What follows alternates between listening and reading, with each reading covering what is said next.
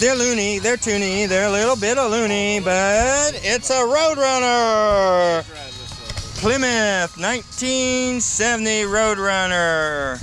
Beep beep. That poor coyote's gonna get ran over. Literally, look at him. He's stuck in the intake. Ah, don't worry, he'll come out the rear end eventually. There you go, beep beep, Roadrunner. It takes a lot of time, a lot of love, and a lot of dedication to pull some of these vehicles out of where they are and give them all this beauty back. It took a lot of time back in the day too, because there wasn't so much automated.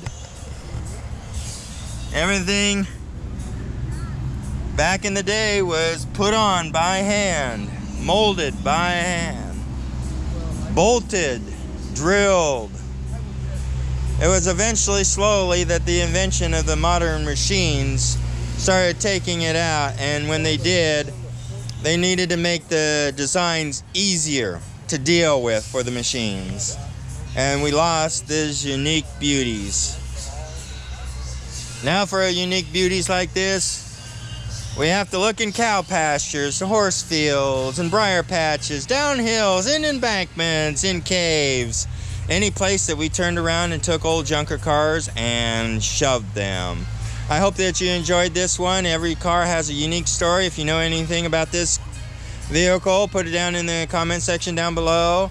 And like and subscribe. This is Willis out.